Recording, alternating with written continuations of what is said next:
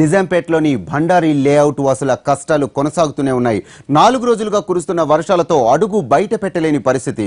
పాలు, కూరగాయల వంటి నిత్యావసరాలు సైతం అందకపోవడంతో స్థానికులు తీవ్ర ఇబ్బందులు తప్పడం లేదు. దాంతో ఈ బాధలు పడలేక చాలా మంది ఇళ్లను ఖాళీ చేసి వెళ్లిపోతున్నారు. బయటికి వెళ్లే పరిస్థితి లేని వాళ్లు అపార్ట్మెంట్లలోనే ఉంటూ భయంగా కాలం గడుపుతున్నారు. భండారి లేఅవుట్ వాసుల కష్టాలపై మా ప్రతినిధి రెహానా గ్రౌండ్ రిపోర్ట్.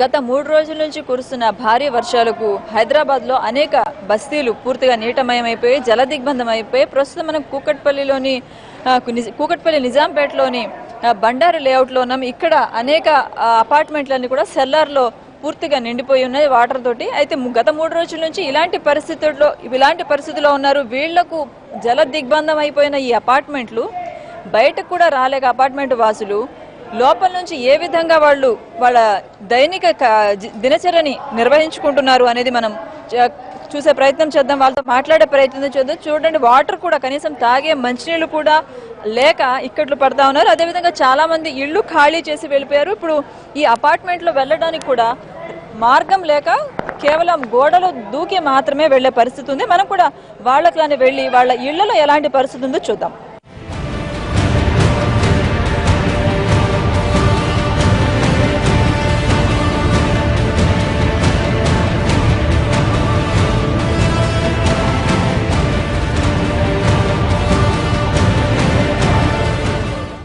సో ఇలా పిట్టగోడ ఎక్కిన తర్వాత 2 ఫ్లాట్స్కి మధ్య ఉన్న సన్నటి సందు ద్వారానే వీళ్ళు ప్రస్తుతం ఉన్న కొంతమంది ఈ అపార్ట్మెంట్స్లో ఉన్న వాళ్ళు తమ బయటకు వెళ్ళడం కానీ లోపలికి రావడం కానీ చేస్తూ ఉన్నారు. వాళ్ళకి కావాల్సిన అంటే పాలు, మంచినీళ్లు, ఇతర చిన్న అవసరాలకు కూడా వెళ్ళడానికి అందరికీ అంత సదుపాయంగా లేదు. అయితే చూస్తున్నట్లయితే సెల్లార్లోనే నిండిపోయి ఇక్కడ వీళ్ళ పరిస్థితి ఏ విధంగా ఉందో చూద్దాం. మనం ఇక్కడ చూస్తే మనకు చాలా స్పష్టంగా అర్థమవుతుంది సెల్లార్లో ఏ విధంగా ఏ స్థాయిలో వాటర్ వచ్చి నిల్వ ఉన్నాయి. అదేవిధంగా గత 3 రోజుల నుంచి ఈ నీళ్లు బయటకు వెళ్లే దారిలక ఇదే విధంగా స్టాగ్నెట్ అయిపోయి ఉన్నాయి.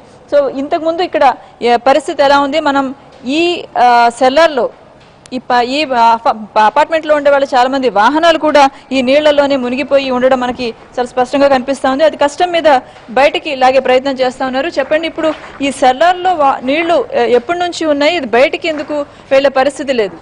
ఇది సెల్లార్లో నీళ్లు ఇది 3వ రోజు అండి. వాటర్ బయటికి వెళ్ళే పరిస్థితి లేదు. ఎందుకంటే ముఖ్యంగా ఇక చెరువు తిరిగే పరిస్థితుల్లో అక్కడ అలుగు కొద్దిగా వదిలారు. ఆ నీళ్లు మొత్తం కంప్లీట్గా బండారు లోట్లో మ్యాక్సిమం ఇక్కడే నిల్వ అవుతుంది. ఇక్కడ నుంచి బయటకు వెళ్తున్నాయి అపార్ట్మెంట్లు. అందువల్ల ఇందులో నీళ్లు బయటకు వెళ్ళే పరిస్థితి ఇప్పుడప్పుడే దరిదాపుల్లో కనిపించట్లేదు. రెండోది, ఈ గోడలు పడిపోవడం వల్ల ఈ వాటర్ అనేది కింద దిగితే చాలా ఐస్ టైప్లో అయింది. దీనివల్ల ఈ బిల్డింగ్ కూడా కూలిపోతుందో ఉంటుందో అనే సమస్య కూడా మాకు అర్థం కావట్లేదు. ఇప్పుడు ఇదొక వేరే ఫ్లాట్, ఇదొక వేరే అపార్ట్మెంట్ కదా, మధ్యలో పెట్టగోడ ఉండిందా? ఇప్పుడు వాటర్ వచ్చి ఏ విధంగా లోపలికి? కాంపౌండ్ వాల్ ఉంది, మా కాంపౌండ్ వాల్ ఉందండి ఇటువైపు. ఈ కాంపౌండ్ వాల్ మొత్తం ఆ వాటర్ పైనుంచి చెరువు నుంచి వచ్చిన వాటర్ మొత్తం వచ్చేసి వీళ్ళ అపార్ట్మెంట్ ఫిల్ అయిపోయింది. వీళ్ళ సెల్లార్ ఫిల్ అయిపోయి కాంపౌండ్ వాల్ కొట్టేసింది. కాంపౌండ్ వాల్ పడిపోయి మొత్తం వాళ్ళది మాకు వచ్చింది. అండ్ ఆపోజిట్ మీరు చూస్తున్నారు కదా, ఇటువైపు మా పక్కన 2 అపార్ట్మెంట్లు ఉన్నాయి. ఆ చివర రోడ్డు వైపుకి ఒక అపార్ట్మెంట్ ఉందన్నమాట. వాళ్ళ సెల్లార్ కంప్లీట్ ఫిల్ అయిపోయి వాళ్ళ కాంపౌండ్ వాల్ పడిపోయి ఈ పక్క సెల్లార్ ఫిల్ అయింది. దెన్ తర్వాత మా సెల్లార్లోకి వచ్చినాయి మొత్తం. ఇప్పుడు వాటర్ అంతా ఇక్కడే స్టాగ్నేట్ అయిపోయింది. ఇక్కడ నుంచి బయటికి వెళ్ళే పరిస్థితే లేదు. అంటే పైనుంచి ఎక్కడి నుంచి ఈ నీళ్లు వస్తూ ఉన్నాయి, బయటికి అంటే మోటార్ పెట్టి బయటకు తోడుతా ఉన్నారు కదా, మరి ఇక్కడ ఆ విధంగా తోడే ప్రయత్నం చేయట్లేదా? ఇక్కడ మోటార్ పెట్టి తోడిన పరిస్థితి ఏంటంటే మా పైన ఉన్న వాళ్ళందరూ సెల్లార్లన్నీ తీసేస్తున్నారు పైనుంచి. వాళ్ళు తీసేసిన వాటర్ అంతా కూడా రోడ్డు మీదకి వదిలితే అవంతా మళ్ళీ వచ్చి ఈ రోడ్ల మీద నుంచి మాకే వస్తుంది. ఇక్కడ నుంచి బయటికి వెళ్ళే పరిస్థితి లేదనమాట. సో ఇది మనకు స్పష్టంగా అర్థమవుతుంది. 2 అపార్ట్మెంట్స్ ఉన్నప్పుడు వాటికి మధ్యలో ఉన్న బౌండరీ వాల్ ఈ నీళ్లు కాంపౌండ్ వాల్ ఒక్కసారిగా రావడం వల్ల నీళ్లు పైనుంచి ఓవర్ఫ్లో అయిపోయి బయటకు రావడం వల్ల ఇవన్నీ కూడా గోడలు పడిపోయి మొత్తంగా నీళ్ళని కూడా ప్రస్తుతం ఈ సెల్లార్స్ లో 3 రోజుల నుంచి స్టాగ్నేట్ అయిపోయినాయి. అయితే ఈ వర్షాలు మరొక 1-2 రోజులు కొనసాగుతాయని వాతావరణ శాఖ హెచ్చరిస్తున్న నేపథ్యంలో మరి ఇక్కడ అపార్ట్మెంట్ లో ఉన్న వాళ్ళు చాలా మంది ఇప్పటికే ఖాళీ చేసి వెళ్ళిపోయారు. ఉన్న వాళ్ళు కూడా అపార్ట్మెంట్ కి ఏమవుతుంది, ఈ సమస్యను చాలా గట్టెక్కుతామని ఒక ఆందోళనకర పరిస్థితిలో వీళ్ళు ఉంటా ఉన్నారు.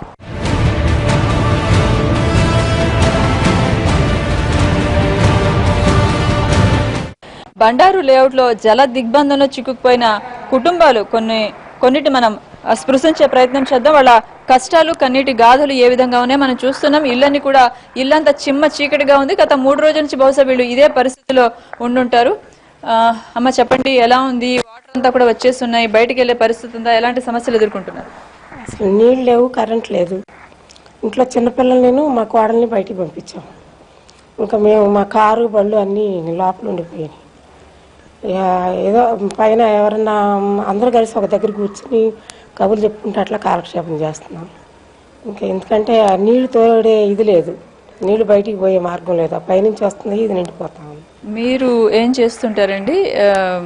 మీ డైలీ లైఫ్ ఎలా ఉండింది? ఇప్పుడు ఏ మార్పు వచ్చింది? నేను రోజు మూసాపేటలో బిజినెస్ చేస్తానండి. నా రైస్ బిజినెస్ ఉంది. ప్రస్తుతం నాకు బండి కూడా లేదు బయటకు వెళ్ళడానికి. నాకు కార్ ఒకటి ఉంది లోన్ మీద, అది కూడా కింద నీళ్ళలో మునిగిపోయింది. ప్రజెంట్ అక్కడే ఉంది. అది కూడా డ్యామేజ్ అయిపోయి ఉంటుంది ఇంచుమించు. నాకు చాలా భయంకరంగా ఉందండి. బయటికి వెళ్ళే పరిస్థితి లేదు. ఇంకా ముందు ఎలా ఉంటుందో కూడా ఊహించలేని పరిస్థితి. అంటే మీకు ఎంత నష్టం జరిగి ఉంటుంది? మీ కారు రిపేర్లు కావచ్చు, లేకపోతే ఈ నీళ్లను తోడడంలో ఈ వీటికి సంబంధించి కూడా అపార్ట్మెంట్లో అందరూ భాగస్వామ్యం వేసుకోవాల్సి ఉంటుంది. ఇప్పుడు కార్కి వెహికల్కి సంబంధించి అయితే అది ఇన్సూరెన్స్ వస్తుందో లేదో క్లెయిమ్ చేయలేదు. దాని గురించి ఇంకా వివరంగా తెలియదు. మ్యాక్సిమం నాకు తెలిసి 1 లక్ష రూపాయల దాకా అవ్వచ్చు. ఎందుకంటే బండ్లకు కానీ ఏదైనా ఒక్కొక్క ఇండివిజువల్గా మనిషికి వచ్చి కారు ఉంటే కనుక. వెహికల్కి అయితే 1000 రూపాయలు ఆల్రెడీ ఇచ్చాం. ఒక బండి తీసాము, అది ఇచ్చాము, 1000 రూపాయలు అవుతుంది. అది పెద్ద విషయం కాదు. కాకపోతే ఈ గోడలు కూలిపోయినాయి, ఇటు పక్కన కూలిపోయినాయి. అవి ఇంచుమించు కట్టడానికి 5-6 లక్షలు అవుతాయి. అవి వాటికి ఫ్లాట్ కింద ఒకటో అనుకునేసరికి ఒకరికి 40,000 50,000 దాకా పడుతుంది. అది కాకుండా ఈ ప్యానల్ బోర్డు అని అవన్నీ, ఇంకా వాచ్మెన్ రూమ్ అయితే కంప్లీట్ గోడ కూలిపోయింది, తలుపు కూడా ఊడిపోయింది. వాళ్ళు అది కూడా క్లియర్ చేయాలి, వాళ్ళకి కూడా చేయాలి. ఇంకా ఈ కరెంట్ వచ్చిన తర్వాత అప్పటి వరకు ఇక్కడ ఉండకుండా వేరే దగ్గర ఎక్కడ ఉండాలి, వాళ్ళకైనా పడుతున్నాయి కదా. ఇంకొంచెం ఎంత లాస్ అంటే ఇంచుమించు చాలా చెప్పలేని పరిస్థితి అండి. అసలు ఎంత డ్యామేజ్ అనేది ఎక్స్పెక్టేషన్ అయితే లేదు. ఇది సందీప్ కుటుంబానికి సంబంధించిన సమస్య. రోజు సందీప్ వాళ్ళ భార్య, పిల్లలు, ఇంట్లో అందరూ కూడా పొద్దున్నే 8-9 అవగానే పిల్లల్ని స్కూల్కి పంపించడం, అదేవిధంగా భార్య ఆఫీస్కి, తన వ్యాపారానికి వెళ్లే పరిస్థితి ఉండేది. కానీ ఇవాళ భార్య పిల్లల్ని వేరే ఇంట్లో పెట్టి ఈ ఇంటికి ఏమైపోతుందో, లేకపోతే ఈ సమస్య నుంచి ఏ విధంగా గట్టెక్కాలనే ఆలోచనతో, ఆందోళనతోనే ఈ కుటుంబం గడుపుతుంది. అది కూడా చిమ్మ చీకట్లో.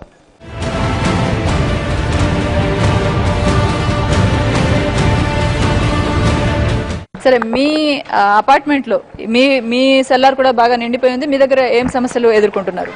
ఫస్ట్ ఆఫ్ ఆల్ ఇది బండారి లేఅవుట్లో ఇది జరుగుతుందన్నమాట. ఇక్కడ మనకి చెరువు ఉంది, ప్రగతి నగర్ చెరువు ఒకటి ఉంది. మన నిజాంపేట్లో ఇక్కడ వెనకాల ఒక చెరువు ఉంది. ఆ చెరువు టోటల్ 30 ఏకర్స్ ల్యాండ్లో ఉంది. అది మన వాళ్ళు పర్మిషన్ ఇవ్వడము, అది ఆల్రెడీ 2007 ఆ రూల్ ప్రకారం 2007లో ఏవైతే రూల్స్ ఉన్నాయో ఆ రూల్స్ పెట్టుకొని ఇప్పటికీ ఇంకా కన్స్ట్రక్షన్ జరుగుతుంది మన నిజాంపేట్లో. ఆ రూల్స్ అన్ని బ్రేక్ చేస్తూ వీళ్ళందరూ అన్ని బ్రైబరీ అవన్నీ లంచాలు ఇస్తూ చేస్తున్నారు. ఇప్పుడు ఫస్ట్ ఆఫ్ ఆల్ ఇక్కడ మొత్తం ఆల్ ఓవర్ ఈ 6 అపార్ట్మెంట్స్ ఉన్నాయి. ఇప్పుడు ఆ చెరువు దగ్గర నుండి వాటర్ అవుట్ఫ్లో అవుతుంది. ఆ అవుట్ఫ్లో అయ్యే వాటర్ అపార్ట్మెంట్ సెల్లార్స్లోకి వెళ్తున్నాయి. ఆ సెల్లార్స్లో ఉన్నాయి, వాళ్ళు ఏం చేయాలి? అవి లోపల నుండి తీసే బదులు ఫస్ట్ అవుట్ఫ్లో వెతకండి. ఈ 6 అపార్ట్మెంట్స్లో నుండి వాటర్ తీస్తేనే కదా అక్కడ తీసినా కానీ వచ్చి స్టోర్ అయ్యేది. ఇక్కడ నుండి అవుట్ఫ్లో లేనిది వాళ్ళు ఏం చేస్తారు?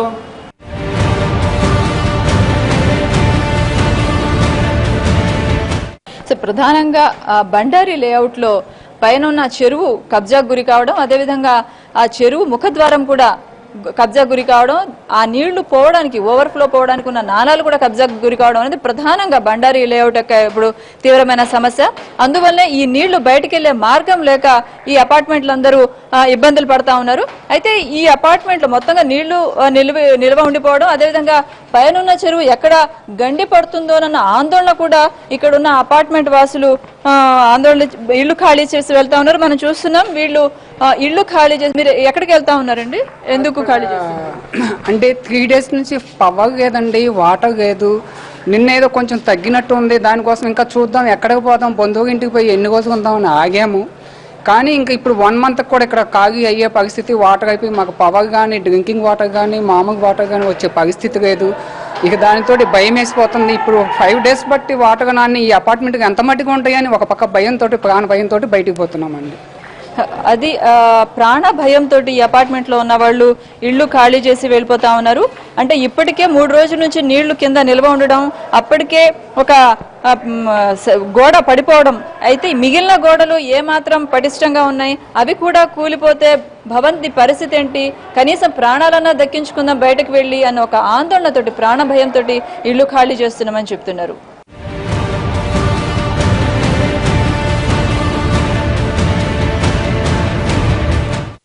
మనం ఇప్పుడు 3rd ఫ్లోర్ లో ఉన్నాం ఒక అపార్ట్మెంట్ లో. ఈ అపార్ట్మెంట్ లో వాసులు ఏ విధంగా ఇబ్బంది పడుతున్నారు, వీళ్ళ సమస్యలు ఏంటో తెలుసుకునే ప్రయత్నం చేద్దాం. హలో అండి, ఎన్టీవీ నుంచి. ఇప్పుడు ఈ సమస్య, వాటర్ సమస్య ఉన్న గత 3 రోజుల నుంచి ఎలాంటి సమస్యలు మీరు ఫేస్ చేస్తా ఉన్నారు, కరెంటుకి సంబంధించి కానీ, లేదంటే మీ ప్లాన్? 3 రోజుల నుంచి అసలు పవర్ లేదండి. అసలు ఇంకా ఎలా ఉండాలో తెలియక ఇంకా వెళ్ళిపోతున్నామండి, వెకేట్ చేస్తున్నాం. ఇల్లు ఖాళీ చేస్తా ఉన్నారు. అంటే మీ ఇంట్లో వేరే ఫ్యామిలీ మెంబర్స్ ఉన్నారా? ఫ్యామిలీ మెంబర్స్ వస్తారండి, ఇంకా అందరూ రెడీ అయిపోయి ఇంకా వెళ్ళిపోతున్నాం. మీరు బ్యాగులు రెడీ చేసుకున్నట్టున్నారు. రెడీ చేసుకున్నాం ఆల్మోస్ట్ ఆల్. ఇంకా ఏమీ లేదండి, ఇక్కడ ఉండడానికి కూడా వాటర్ ఆల్మోస్ట్ ఆల్ ఫిల్ అయిపోయింది. సో దిగడానికి కూడా ప్రాబ్లం అయిపోతుంది. సో ఇంకా వెకేట్ చేసేయాలండి, తప్పదు. పవర్ కూడా ఇంకా ఇప్పట్లో రాదండి, 10-15 డేస్. ఇది ఇప్పట్లో బాగయ్యే పరిస్థితి లేదు. ఈ నీళ్లు లేకుండా, కరెంట్ లేకుండా అనేక సమస్యలతోటి సతమతము అయ్యి ఇక్కడ ఉండలేము అనుకుంటూ ఇల్లు ఖాళీ చేసేస్తున్న పరిస్థితి తీవ్రతను మనకు అర్థం చేసుకోవాల్సి ఉంటుంది.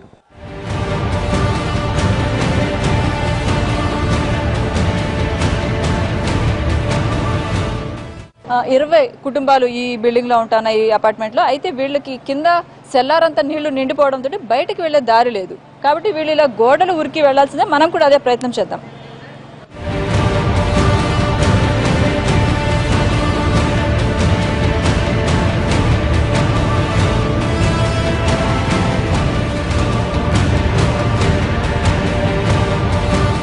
నీళ్లలో నానుతున్నాయి సెల్లార్లు. అంటే దీనివల్ల భవంతి యొక్క బిల్డింగ్ పడిపోతుందా? సూచనలు కూడా ఉన్నాయమ్మా. ఇప్పుడు ఎందుకంటే ఇవన్నీ కింద గట్టి సట్టు లేదంటున్నారు.